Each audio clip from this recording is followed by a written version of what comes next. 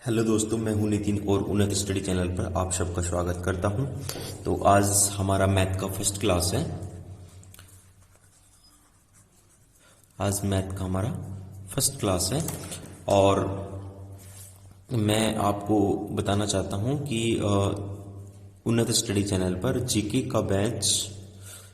Bench का जो video upload हो रहा है सुबह 8:30 और मैथ का 9 o'clock सुबह 9 बजे अपलोड हो रहा है। तो आज हम मैथमेटिक्स में भी बेसिक से हाई लेवल तक करेंगे। इसमें जो बेसिक्स से अप टू लेवल तक रहेगा, इसमें ऐसा कुछ भी नहीं छूटेगा जो जिसे पढ़ने के बाद आप कोई क्वेश्चन न कर पाए, ऐसा एक सिंगल क्वेश्चन भी नहीं छूटेगा। और हम इसमें आज संख्या पद्धति शुरू करने वाले हैं। नंबर सिस्टम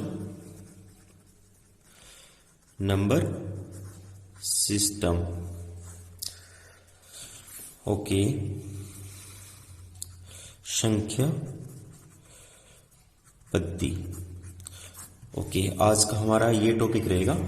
इसमें मैं आपको पहले फॉर्मूला कराऊंगा, फिर इसमें आपको क्वेश्चन कराऊंगा जो प्रीवियस ईयर के क्वेश्चन रहेंगे, जो एसएससी, बैंकिंग, रेलवे और पुलिस एग्जाम के जो क्वेश्चन रहेंगे वो मैं आपको इसमें करवाऊंगा। और पहले हम सारे फॉर्मूला एक बार इसके देख लेते हैं। ओके, तो इसमें जो एक टाइप जातीय मान और स्थानीय मान, जातीय मान को फेस वैल्यू बोला जाता है, फेस वैल्यू।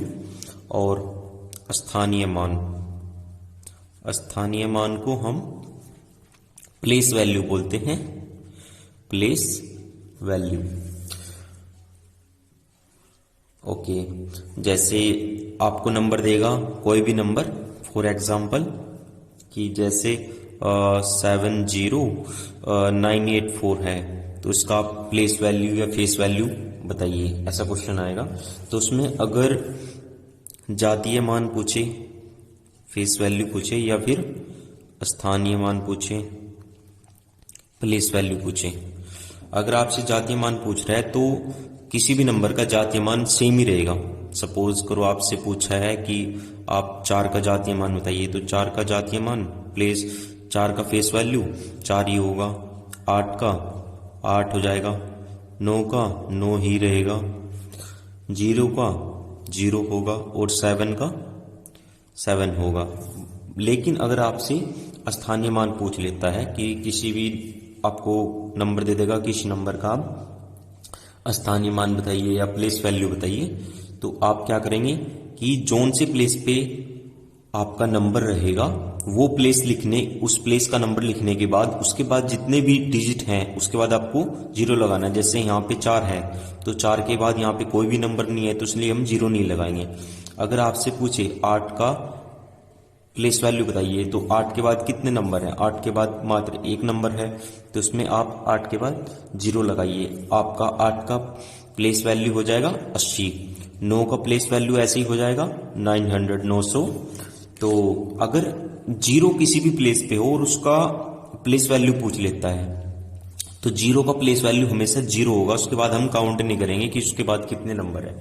चाहे 0 किसी भी स्थान पे आ जाए, हमेशा उसका जो प्लेस वैल्यू रहेगा वो हमेशा 0 ही रहेगा। ऐसे ही 7 का यहाँ पे क्या हो जाएगा, 7 और 0000। ओके, अब हम ये तो था आपका प्लेस वैल्यू और फेस वैल्यू। इसमें कुछ भी ज्यादा लॉजिकल नहीं था, तो इसलिए बहुत छोटे टॉपिक के तौर पे हम इसको लेके चलेंगे। बस मैंने आपको एक एग्जांपल समझा दिया, अब इससे एनफ है इतना। और अब किसी भी एग्जाम में इन दोनों में से प्लेस वैल्यू और फेस वैल्यू कोई भी आए, आप इजीली क्वेश्चन को क्रैक कर पाएंगे। ओके, अब हम सेकंड जो टॉपिक उठाने वाले हैं वो है हम नंबरों के विभिन्न टाइप्स,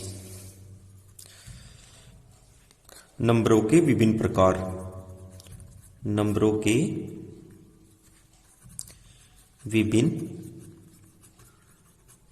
प्रकार, नंबरों के विभिन्न प्रकार हमारा टॉपिक है। इसमें बहुत सारे टाइप के नंबर होंगे जो मैं अभी आपको पहले उनकी डेफिनेशन दूंगा और फिर आपको इजीली समझाऊंगा। ओके, पहला नंबर है प्राकृत नंबर, ये कह सकते हैं प्राकृत संख्या। प्राकृत संख्या या नेचुरल नंबर क्या होता है? नेचुरल नंबर है जो संख्या गिनने में, जो आप साथ के साथ नोट्स बनाइए जिससे एग्जाम टाइम पे आप उसको रिवाइज कर सकें, आपके लिए इजी रहेगा। जो संख्या गिनने के लिए इस्तेमाल की जाती है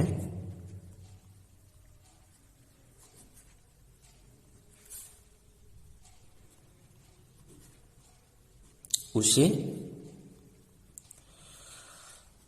प्राकृत संख्या या फिर प्राकृतिक भी बोल सकते हैं, प्राकृतिक संख्या कहते हैं।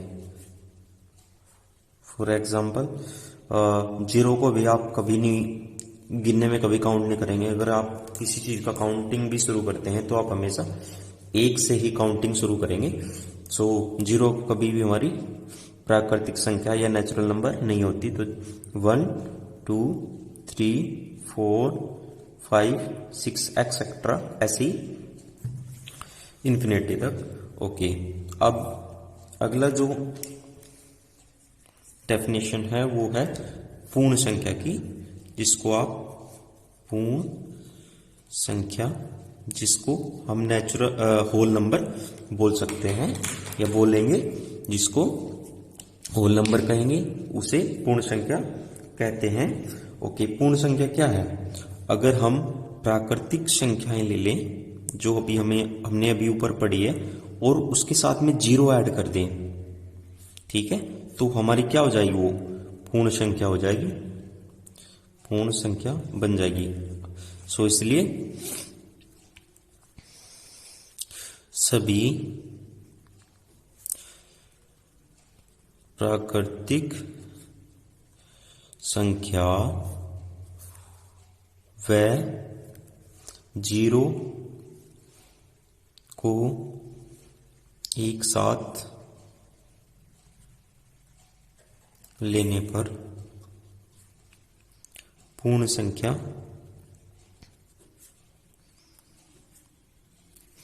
बन जाएगी। ओके, फॉर एग्जाम्पल क्या हो जाएगा? उसमें जीरो भी ऐड हो जाएगा, बाकी सब सेम रहेगा, 2 3 4 ऐसे ही। ओके, इसके बाद आशा करता हूं आपको यहां तक समझ में आ गया होगा। उसके बाद हम इसके बाद जो पढ़ने वाले हैं वो है पूर्णांक। पूर्णांक क्या होते हैं? पूर्णांक संख्या, पूर्णांक कैसे इस्तेमाल किए जाते हैं, इन सब के बारे में हम ये पढ़ने वाले हैं। तो पूर्णांक को हम सबसे पहले इंटीजर्स बोलते हैं।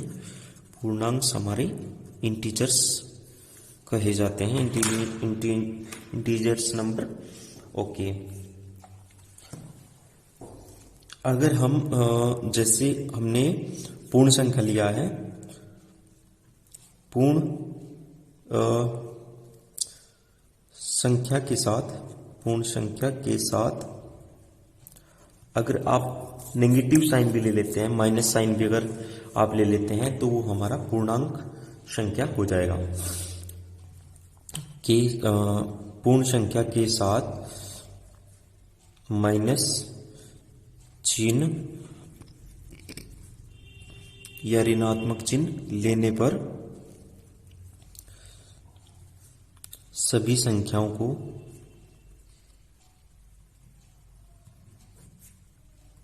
एक साथ रखने पर, एक साथ रखने पर पूर्णांक संख्या बन जाती है। जैसे फॉर एग्जाम्पल भाई 0 1 2 3 4 एक्सेट्रा से चलेंगे, तो ये तो हमारे होल नंबर हो गए। प्लस अगर इनके साथ हम माइनस के नंबर भी रख दें तो वो हमारे ऐसे ही, इधर माइनस वाले इधर प्लस वाले, तो ऐसे रख दें तो ये हमारे सब को एक साथ मिला के हम पूर्णांक संख्या बोलेंगे या फिर इंटीजर्स कहेंगे। सो इसके बाद अपना अगला टॉपिक है सम संख्या। सम संख्या की परिभाषा। सम संख्या को सबसे पहले हम इवन नंबर बोलेंगे। इवन नंबर सम संख्या क्या होता है? जो संख्या पूर्णतः 2 से विभाजित हो जाएगी। जो संख्या पूर्णतः 2 से विभाजित हो जाती है उसे सम संख्या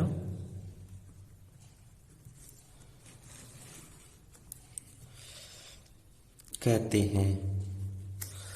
फॉर एग्जाम्पल जैसे कि 2, 4, 6, 8 ऐसी कोई भी संख्या है जो 2 से पूर्ण तरह से कट जाए उसे सम संख्या कहेंगे। तो अब इसके बाद जो डेफिनेशन आने वाली है वो आएगी हमारी विषम संख्या। विषम संख्या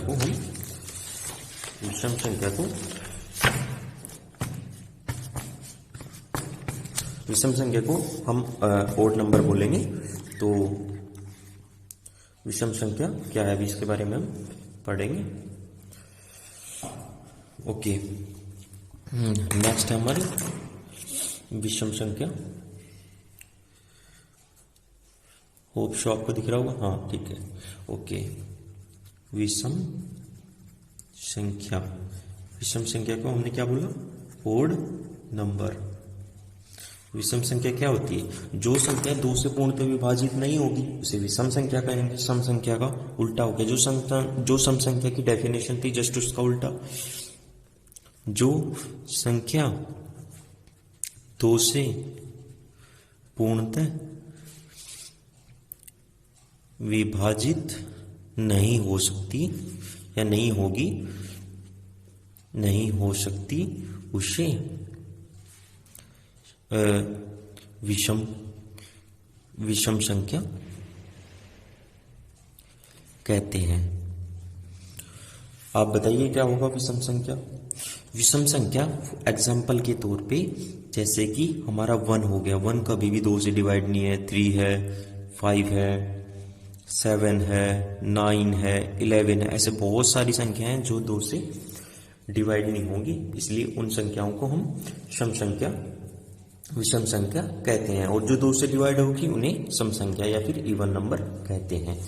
ओके, विषम संख्या के बाद हमारे इसके बाद है अभाज्य। अभाज्य संख्या। अभाज्य संख्या को क्या बोलेंगे हम? अभाज्य संख्या को प्राइम नंबर बोलते हैं।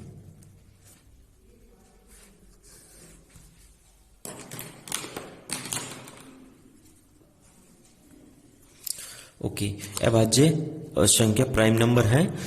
इसकी डेफिनेशन है जो संख्या स्वयं व एक के अलावा किसी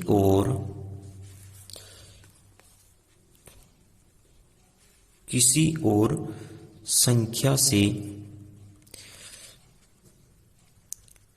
विभाजित नहीं होती या हो सकती उसे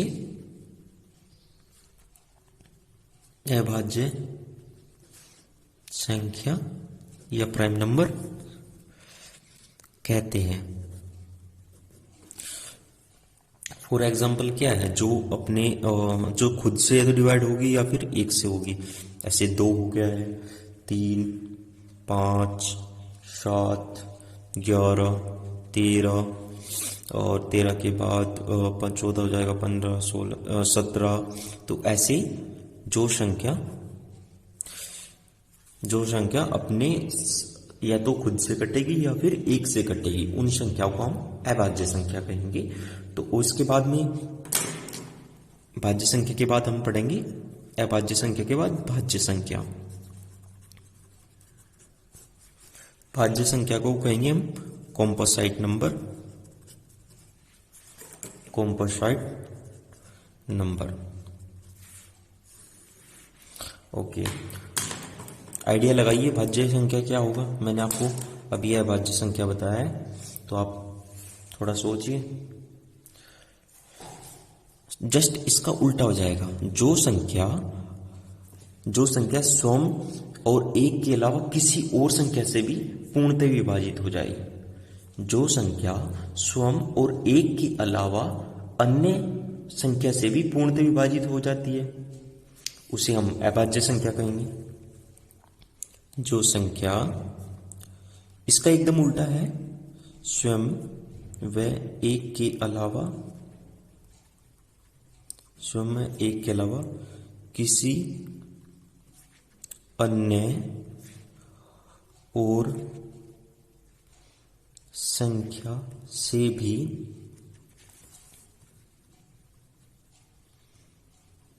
विभाजित हो जाए।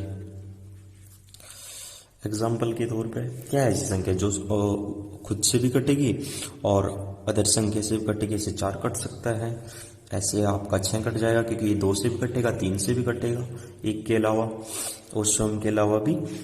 ऐसे ही आपका 8 हो जाएगा, ऐसे ही 9। तो ऐसे भी बहुत सारी संख्या हैं जो हमारी भाज्य संख्या है। इसके अलावा हम इसकी एक डेफिनेशन और कह सकते हैं, या करके मैं आपको बता रहा हूं, जिस संख्या के 2 के अलावा 2 से भी अधिक फैक्टर हो, मतलब जिस संख्या के 2 से अधिक गुणनखंड हों।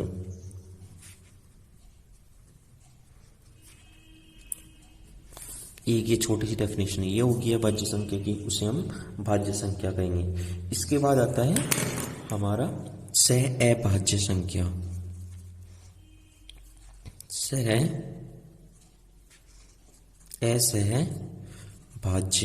असहभाज्य संख्या, इसको क्या बोलते हैं हम? को प्राइम नंबर हमारी होगी असहभाज्य संख्या। जब 2 या 2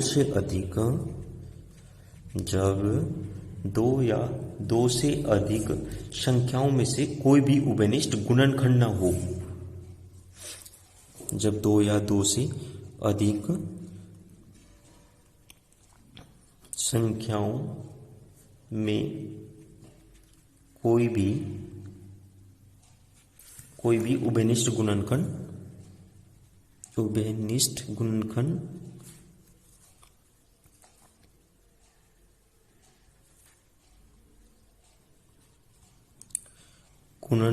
न हो। मतलब ये है कि जब ऐसी कोई संख्या दी हुई है आपको, जिस संख्याओं में 2 या 2 से अधिक उस संख्या के उभयनिष्ठ गुणनखंड ना हो, या फिर इसके अलावा एक और हम इसको बोल सकते हैं, या उस संख्या का जो मैस है वो केवल 1 होना चाहिए, अथवा संख्या का मैस है, या फिर संख्या का मैस है। मैस है मतलब HCF, हाईएस्ट कॉमन फैक्टर 1 होना चाहिए, मैस है 1 हो। ओके, उस संख्या को हम असहभाज्य संख्या बोलेंगे, को प्राइम नंबर बोलेंगे। जैसे कि 4 और 9, इनमें कुछ भी दोनों में कोई भी उभयनिष्ठ गुणनखंड नहीं है इन दोनों का, 4 9 का।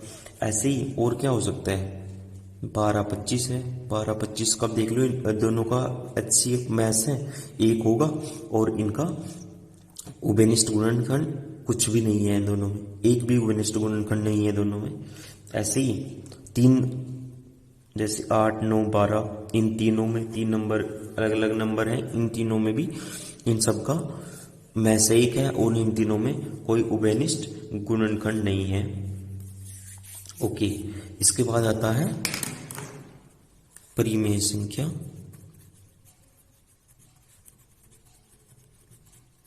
ये क्लास आपका थोड़ा सा लंबा हो सकता है, सो देखते रहिए। परिमेय संख्या, रैशनल नंबर, परिमेय संख्या को हम रैशनल नंबर कहते हैं। रैशनल नंबर क्या है? वे संख्या जिन्हें p बटे क्यू की फॉर्म में लिखा जाता है, जिन्हें p बटे क्यू के रूप में लिखा जा सकता है, उन्हें परिमेय संख्या कहते हैं। जैसे p बटे क्यू के फॉर्म में हम एग्जाम्पल के तौर पे 3/2 या फिर 3/4 कुछ भी, 5/6 एक्सेट्रा बहुत सारी संख्या हो सकती हैं। इसके बाद रैशनल नंबर के बाद है अपरिमेय संख्या। अपरिमेय संख्या ये इसका उल्टा है परिमेय संख्या का।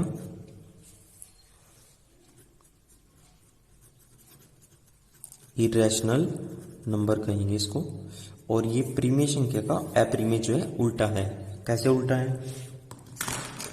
इसमें p बटे क्यू की फॉर्म में नहीं लिखा जा सकता, जिन्हें p बटे क्यू की फॉर्म में p बटे क्यू के रूप में नहीं लिखा जा सकता, रूप में नहीं लिखा जा सकता, उन्हें हम अपरिमेय संख्या कहेंगे।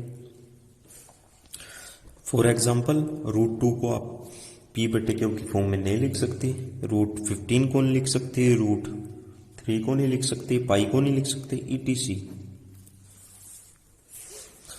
तो इसके बाद जो हमारा नेक्स्ट डेफिनेशन है वो है अपरिमेय संख्या के बाद में आपको दिखाई दे रहा है, ठीक है, वास्तविक संख्या। वास्तविक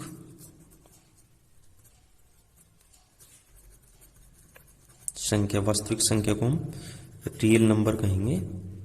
रियल नंबर, वास्तविक संख्या। रियल नंबर क्या है? अगर हम परिमेय प्लस अपरिमेय संख्या जो है, परिमेय प्लस अपरिमेय संख्या मिलने के बाद संख्या को अगर आपस में रख दी तो हमारा क्या हो जाएगा? रियल नंबर बन जाएगा, परिमेय प्लस अपरिमेय संख्या। फॉर एग्जाम्पल क्या हो सकता है परिमेय प्लस अपरिमेय संख्या? -2, 2, 4, 6, -3/5, √2, पाई, ऐसे बहुत कुछ हो सकता है, ठीक है। इसमें माइनस इन टर्म को हम माइनस में भी ले सकते हैं, इसलिए मैंने यहाँ पे माइनस लिखा है, ठीक है। और 1 प्लस का भी लिख लेते हैं, जैसे अभी हमने लिखा था यहाँ पे 5/6, 5/6। ओके, तो अभी मैं पेज चेंज कर देता हूँ। ओके, सो अभी हमने सभी संख्याओं के बारे में पढ़ा। अब हम इसके कुछ इंपॉर्टेंट पॉइंट्स, कुछ मुख्य बिंदु की बात करेंगे। कुछ को दिखाई दे रहा है, ठीक है। कुछ मुख्य बिंदु, कुछ मुख्य बिंदु जो रहेंगे वो मैं आपको नंबर वाइज लिखवाने वाला हूँ। एक तो सबसे पहला ये है कि सभी जो प्राकृतिक संख्या हैं वे पूर्ण संख्या हैं, बट लेकिन जो पूर्ण संख्या है वे प्राकृतिक संख्या नहीं है। जैसे अभी हमने पढ़ा था कि सभी प्राकृतिक संख्या क्या थी? 1 से लेके इन्फिनिटी तक। और पूर्ण संख्या क्या था? पूर्ण संख्या में हमने पूर्ण संख्या में 0 ऐड हो गया था तो वो पूर्ण संख्या बन गई थी। तो इसलिए सभी प्राकृत या प्राकृत संख्या, सभी प्राकृत संख्या पूर्ण संख्या तो हैं, लेकिन इसका उल्टा सभी पूर्ण संख्या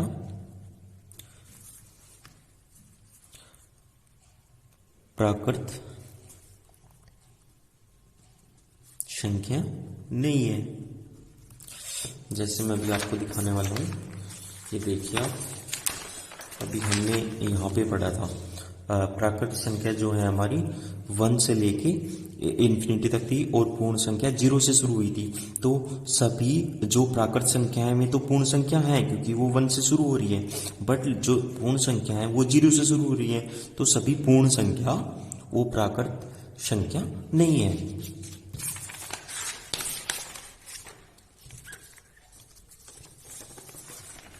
ओके, अब इसके बाद जो सेकंड पॉइंट है, इसके बाद जो सेकंड पॉइंट बिंदु आने वाला है हमारा, सेकंड बिंदु, सबसे छोटी अभाज्य संख्या क्या है? सबसे छोटी, ये कुछ याद रखने वाले इंपॉर्टेंट पॉइंट्स हैं, तो ये आपको याद होने चाहिए। सबसे छोटी अभाज्य संख्या,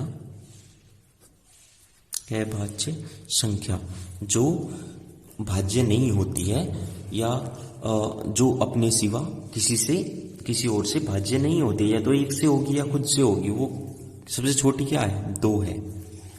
क्योंकि एक से तो होगी तो वो तो भाज्य है, मतलब एक से या तो एक से होगी या खुद से होगी, सबसे छोटी यही है 2। ठीक है, उसके बाद सम अभाज्य क्या है? मात्र एक सम अभाज्य संख्या, मतलब अभाज्य भी है और सम भी है। देखो अभी हमने पढ़ा ना, अभाज्य संख्या सबसे छोटी तो 2 होगी और ये सम भी तो है, तो इसलिए हम इसको सम अभाज्य संख्या भी बोल देंगे। ओके, इसके बाद जो हमारा फोर्थ पॉइंट है वो है पहली विषम संख्या। पहली सबसे छोटी कह लीजिए या पहली विषम संख्या बोल दीजिए। पहली विषम संख्या क्या है? जो अभाज्य है, जो अभाज्य है वो 3 है। पहली विषम संख्या अभाज्य 3। ओके, अब ऐसी संख्या जो न तो भाज्य है न अभाज्य है, मीन्स उस संख्या में कोई सा भी रूल, उस नंबर के ऊपर कोई सा भी पॉइंट जो हमने पीछे पढ़ा है डेफिनेशन, वो अप्लाई नहीं होती है। संख्या जो न तो भाज्य है और न ही अभाज्य, ऐसी संख्या क्या है? ऐसी संख्या है 1 ऐसी संख्या है जो न तो भाज्य है न ही अभाज्य है। अच्छा, सबसे छोटी भाज्य संख्या, सबसे छोटी भाज्य संख्या क्या है? सबसे छोटी भाज्य संख्या, सबसे छोटी भाज्य संख्या है आपकी 4। देखो ये सबसे छोटी है और भाज्य भी है। अगर मैं सबसे छोटी अभाज्य की बात करूं तो सबसे छोटी अभाज्य हमारी 2।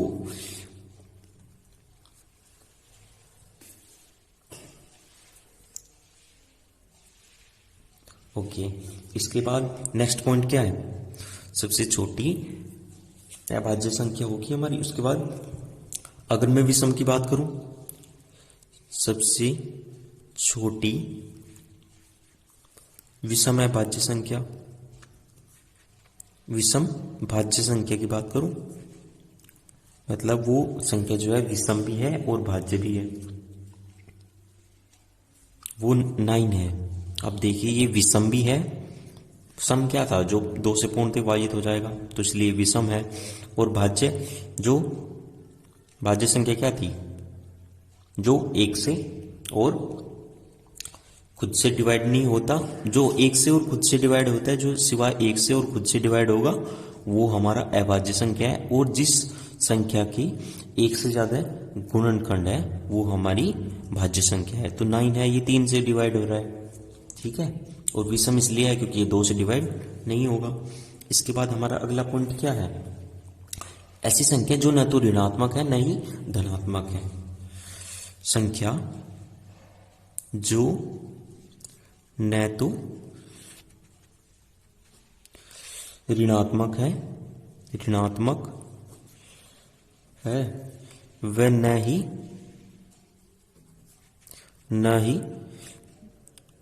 धनात्मक।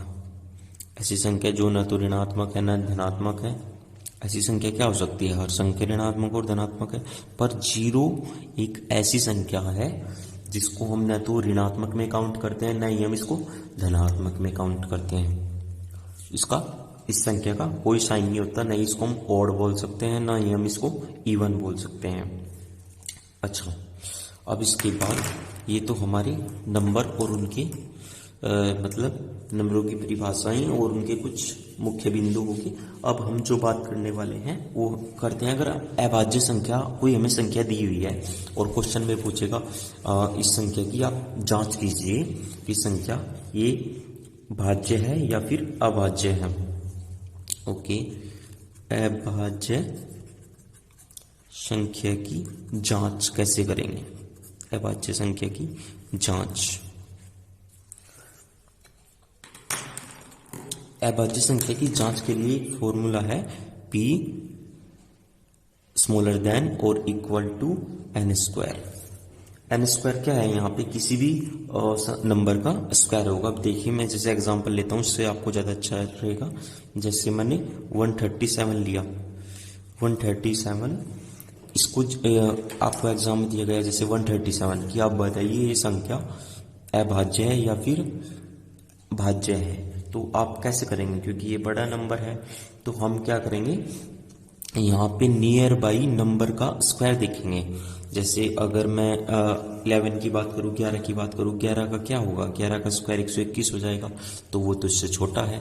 अगर मैं 12 के स्क्वायर की बात करूँ, वो 144 है, वो इससे बड़ा हो जाएगा। तो हम 137 हमारी p जो है नंबर है, और वो किस नंबर के स्क्वायर से ये किसके नंबर के स्क्वायर से छोटी है या फिर उसके लगभग बराबर है? तो 12 के स्क्वायर से ये छोटी है। 12 का 144 हो जाएगा ना, 137।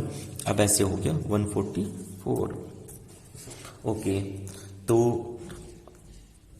अब ये 12 से छोटी है, इसलिए अब हम 12 से कम अभाज्य संख्या दिखाएंगे। 12 से कम अभाज्य संख्या कौन कौन सी है? हमें पूरा नहीं देखना पड़ेगा।